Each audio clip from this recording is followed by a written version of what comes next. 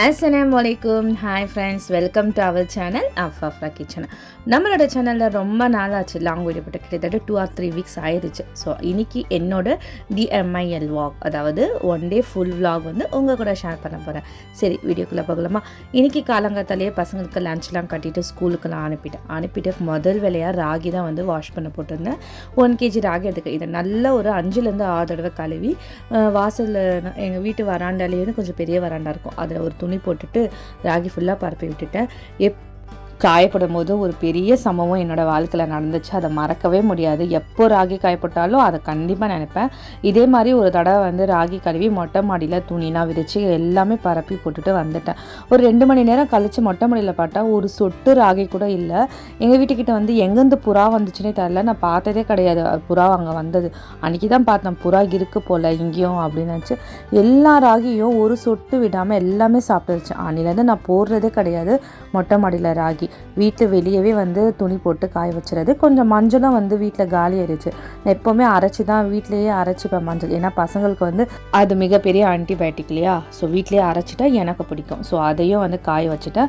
அது எல்லாமே முடிச்சுட்டு பசங்களுக்கு ஈவினிங் ஸ்நாக்ஸ் பண்ணலான்னு பிளான் பண்ணியிருந்தேன். காலையே என்னோடய பொண்ணு வந்து கடல் பாசி கேட்டிருந்தான். சரி, அதுக்கு முன்னாடி நாள் வந்து எங்கள் வீட்டில் வந்து இளநீரில் வந்து பசங்கள்லாம் குடித்தாங்க. அதில் வந்து நிறைய தேங்காய் சாப்பிடாம வந்து கொண்டு வந்தாங்க. அதை வந்து நான் ஃப்ரீஜில் ஸ்டோர் பண்ணி வச்சேன். இப்போ அதை தான் வந்து அரைச்சி நல்லா திக்கான பேஸ்ட் எடுத்துகிட்டு இந்த கடல் பாசி வந்து ஒரு 10 கிராம் ஃபுல்லாக எடுத்துட்டேன். இதில் வந்து நான் சர்க்கரைக்கு பதிலாக பனக்கல்கண்டு வரும் இல்லையா, அது வந்து 1 கப் ஆட் பண்ணியிருக்கேன். ஆட் பண்ணிவிட்டு நல்லா மிக்ஸ் பண்ணிட்டு அதை கரைஞ்ச உடனே நம்ம திக்காக வந்து பால் எடுத்து வச்சுக்குவேன். நான் பால் எடுக்கல, நல்லா அந்த பேஸ்ட்டு வந்து நல்லா க்ரீமியாக இருந்துச்சு, அப்படியே எடுத்து வச்சுக்கிட்டேன். ஸோ இதை நல்லா இந்த சர்க்கரை நான் பனக்கல்கண்டு கரைஞ்ச உடனே இந்த பாலை தூக்கி அதில் போட்டுப்பேன். இந்த மாதிரி பாருங்கள், பார்க்கும்போது தெரியும் அவ்வளோ திக்னஸ் இருக்குது. நம்ம எப்போவுமே போடுற தேங்காய் பால் மாதிரி இல்லை, நல்லா க்ரீமியாக இருந்துச்சு. டேஸ்ட்டும் ரொம்ப அல்ட்டியாக இருந்துச்சு. நீங்கள் இந்த மாதிரி உங்களுக்கு தேங்காய் கிடச்சிச்சின்னா கண்டிப்பாக ஒரு தடவை செஞ்சு பாருங்கள். இப்போ இதை நல்லா ஒரு மிக்ஸ் பண்ணிவிட்டு கொதிக்கக்கூடாது. கொதிச்சா வந்து ஒரு திரிஞ்ச மாதிரி ஆகிடும். சும்மா லைட்டாக வந்து சூடு ஏற்றுனா போதும். நான் இதுக்கு வந்து ஃப்ளேவருக்காக வந்து வெனிலா எக்ஸ்ட்ராக்கு ஆட் பண்ணுறேன். இது வந்து ஆப்ஷனல் தான். இது வந்து ரோஸ் போட்டாலும் நல்லாயிருக்கும், இதில் ஸ்ட்ராபெரி ஃப்ளேவர் போட்டாலும் நல்லாயிருக்கும். என்கிட்ட வெண்ணிலா தான் இருந்துச்சு. ஸோ அதை போட்டுட்டு நல்லா ஒரு மிக்ஸ் பண்ணிவிட்டேன்.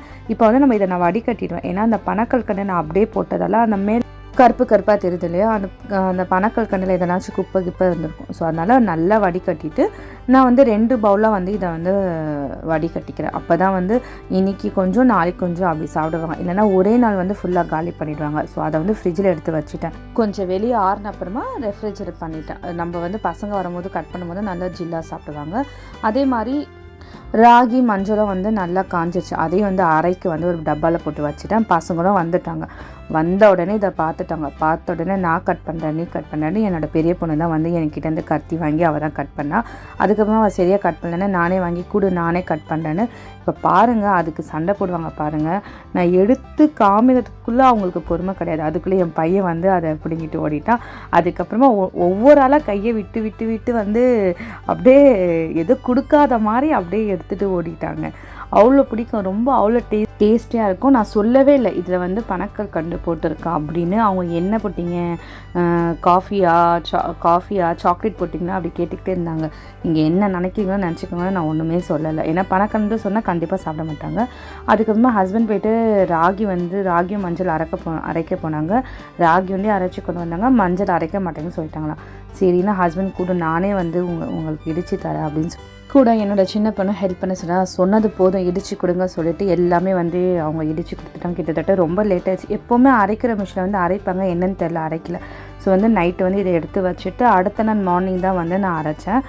கொஞ்சம் ஃபஸ்ட்டு வந்து பல்ஸ் நல்லா இடிச்சிட்டோம் இல்லையா, ஃபஸ்ட்டு லைட்டாக பல்ஸ் கொடுத்தா போதும். பல்ஸ் கொடுத்துட்டு அதுக்கப்புறமா வந்து கொஞ்சம் ஒரு 2 or 3 மினிட்ஸ் நைட்ஸாக அரைச்சேன். வீட்லேயே வந்து மஞ்சள் ரெடி ஆகிடுச்சு. இதை ஒரு டப்பாவில் போட்டு ஸ்டோர் பண்ணிவிட்டு ஒரு சின்ன பாட்டிலில் நம்ம எப்போவுமே வந்து மசாலாலாம் போட்டு பண்ணிங்க குட்டி பாட்டில்ஸில் அது தேவையானதை அதில் ஸ்டோர் பண்ணிவிட்டு மீதி வந்து எடுத்து வச்சுட்டேன். இப்படி தான் வந்து நான் மஞ்சள் வந்து யூஸ் பண்ணுவேன். நீங்களும் கண்டிப்பாக இந்த மாதிரி யூஸ் பண்ணுங்கள். இது அடுத்த நாள் வந்து ஈவினிங் ஸ்நாக்ஸ்க்காக பசங்களுக்கு வந்து பிஸ்கெட் செய்யலாம். சரி திணை வச்சு பிஸ்கெட் செய்யலாம்னா அதை தான் பண்ணிட்டு இருந்தேன். இது ஆல்ரெடி நம்மளோட ஷார்ட்டில் வந்துருச்சு திணை பிஸ்கெட் எப்படி செய்யணும்னு. கண்டிப்பாக நீங்கள் வந்து நம்மளோட ஷார்ட்டில் செக் அவுட் பண்ணி பாருங்கள். நானும் ஐகானில் வந்து உங்களுக்கு லிங்க் தரேன். ஒரு சைட் டீ போட்டுக்கிட்டு பிஸ்கெட்டும் வந்து நான் ரெடி பண்ணிட்டேன். சரி வந்து டீக்கு இந்த பிஸ்கெட் சாப்பிட்டுக்கலாம் இன்றைக்கி ஈவினிங் ஸ்நாக்ஸாக பசங்களுக்கு கொடுத்துடலான்னு டீ போட்டு பிஸ்கெட்டோட அணிக்கோட ஈவினிங் முடிஞ்சிச்சு. டேஸ்ட் ரொம்ப சூப்பராக இருந்துச்சு. என்னோடய பொண்ணு வந்து இது அப்படியே ஹால்கிஸ் மாதிரி இருக்குமா அப்படின்னு சொல்லியிருந்தா. அன்றைக்கி ஈவினிங்கே வந்து நாங்கள் வந்து என் தங்கச்சி வீட்டுக்கு போயிட்டேன். என்னோடய 2 தங்கச்சியும் வந்து வீடு ஷிஃப்டாக இருந்தாங்க. ஒரே ஏரியாவில் பக்கத்தில் வந்து ஷிஃப்டாக இருந்தாங்க. ஸோ வந்து அவங்களுக்கு கூப்பிட்டு ரொம்ப நாள் ஆச்சு. சரி வந்து பசங்களுக்கும் சாட்டர்டே சண்டே லீவாக இருந்துச்சு.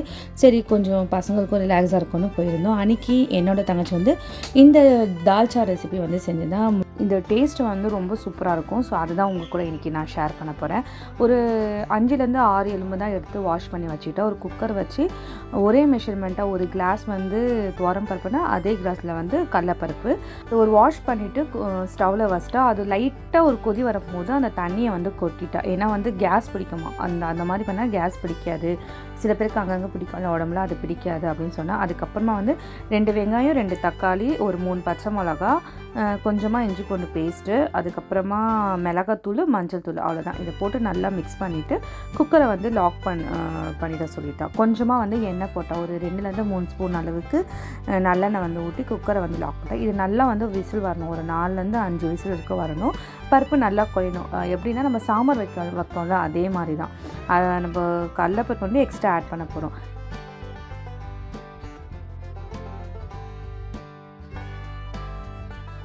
இப்போ 4லேருந்து 5 விசில்கிட்ட வந்துருச்சு. இப்போ வந்து குக்கரை வந்து ஓப்பன் பண்ணிவிட்டு இதை வந்து இதே மாதிரி வந்து தாளித்து விட்டுடலாமா. பட் வந்து பசங்கன்னா சாப்பிட மாட்டாங்கன்னு சொல்லிவிட்டு இதில் இருக்க அந்த எலும்பு வந்து தண்ணியாக எடுத்துகிட்டு எலும்பு பச்சை மிளகா வந்து தண்ணியாக எடுத்துகிட்டு நல்லா வந்து நம்ம சாம்பார் கடையோட அந்த மாதிரி கடைஞ்சி வச்சுக்கிட்டோம். இந்த பக்கம் வந்து நாங்கள் ஆஃப்டர்நூன் வந்து கீ ரைஸ் தான் செய்ய போகிறோம். ஸோ அதுவும் வந்து அந்த ப்ரிப்ரேஷனும் சைடில் பண்ணிகிட்டே இருந்தேன். இந்த மாதிரி நல்லா கடைஞ்சி எடுத்துக்கிட்டு இப்போ வந்து இதில் வந்து நம்ம காய் ஆட் பண்ண போகிறோம். இந்த காயெலாம் ஆட் பண்ணும்போது நல்லா ஃப்ளேவர்ஃபுல்லாக நல்லா கத்திரிக்காய் முருங்கைக்காய் மாங்காய் இதை நல்லா வந்து கட் பண்ணிவிட்டு இப்போ நம்ம கடைஞ்சி வச்சோம் இல்லையா அந்த சாம்பார் அதில் வந்து இதில் ஆட் பண்ணிவிட்டு குக்கரில் வந்து ஒரு விசில் விட போகிறோம். இதை எல்லாமே வந்து மிக்ஸ் பண்ணிவிட்டு இதில் வந்து இப்போ மசாலா ஆட் பண்ண போகிறோம். இது வந்து நமக்கு தேவையான அளவு குழம்புக்கு வந்து உப்பு போட்டுட்டு மசாலா ஆட் பண்ண போகிறோம். என்ன மசாலானா பிரியாணி மசாலா வந்து இதில் வந்து 1 ஸ்பூன் ஆட் பண்ணுறோம். இந்த பிரியாணி மசாலா ஆட் பண்ணால் தான் டேஸ்ட்டு நல்லாயிருக்கும்னு சொல்கிறா. அப்படி பிரியாணி மசாலா இல்லைனா நீங்கள் குழம்பு தூளும் ஆட் பண்ணிக்கலாம். ஆனால் ஃப்ளேவருக்காக வந்து பிரியாணி மசாலா வந்து ஆட் பண்ணியிருக்கான். பக்கத்துலேயே வந்து நெய்ச்சோறுக்காக நாங்கள் வச்சுருந்தோம் இல்லையா. ஸோ அந்த அரிசியும் வந்து தண்ணி நல்லா கொதிச்சிச்சுன்னா அரிசியும் போட்டாச்சு. இதில் வந்து குக்கரில் வந்து லைட்டாக ஒரு கொதி வந்த அப்புறமா நம்ம இப்போ குக்கர் வந்து லாக் பண்ண போகிறோம். ஒரு கொதி வந்தப்பறம் தான் வந்து குக்கரை லாக் பண்ணணுமா. அப்போ தான் வந்து கரெக்டாக அந்த பதம் கரெக்டாக வரும் அப்படின்னு சொல்லியிருந்தாங்க. ஸோ வந்து குக்கர் லாக் பண்ணிட்டு ஒரே ஒரு விசில் வந்த உடனே வந்து ஃப்ளேமை வந்து ஆஃப் பண்ணிக்கிறோம். அந்த பக்கத்துலேயே வந்து சாப்பாடு வந்து நல்லா வந்து தம்முக்கு ரெடி ஆகிடுச்சு. ஸோ வந்து இப்போ தம் விட போகிறோம்.